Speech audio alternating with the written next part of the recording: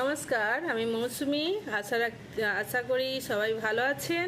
আমি আজকে vitamin B 12 কমটা পুরো কী করে করব।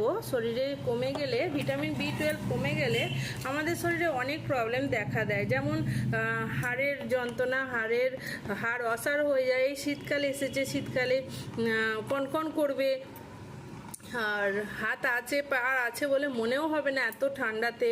তো মানে শুন হয়ে যায়, ঝিনঝিন করে, যন্ত্রণা হয়, নানা রকম হাড়ের প্রবলেম হতে থাকে ভিটামিন বি 12 কম থাকার জন্য শরীরে।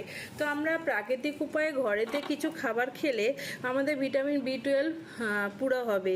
যেমন ফলমূলে তো আছেই ভিটামিন বি 12, ননভেজও আছে, কিন্তু একটা রেমেডি বলছি যেটা সেবন করলে তাড়াতাড়ি রেজাল্টটা হবে।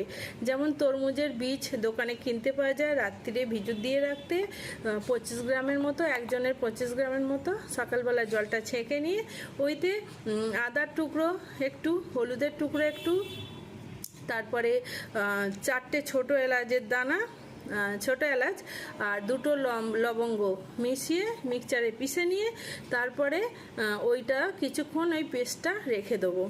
আধা ঘন্টা 1 ঘন্টার পরে ওইতে মধু মিশিয়ে আমরা সেবন খাবো।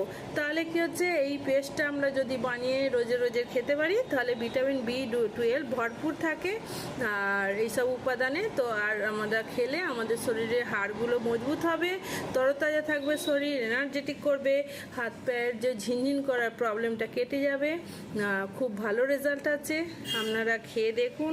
যাদের প্রবলেম আছে খুব তাড়াতাড়ি রেজাল্ট আসবে। কেন না, এই প্রবলেমগুলোর জন্য ডাক্তারখানায় গেলে ডাক্তার অনেক ওষুধ দেয়, ওষুধে হয়তো ঠিক হয় কিন্তু তার সাইড এফেক্টে আরও কিছু ক্ষতি হয়ে যায়, অ্যালোপ্যাথি, হোমিওপ্যাথি। তো এটা প্রাকৃতিক উপায়ে ঘরের উপাদান দিয়েই আমি জানালাম, ভালো একটা স্বাস্থ্যকর খাবার। আপনারা খেয়ে এর লাভ ওঠান, ভালো থাকবেন, সুস্থ থাকবেন, এই কামনা রাখি সবার জন্য।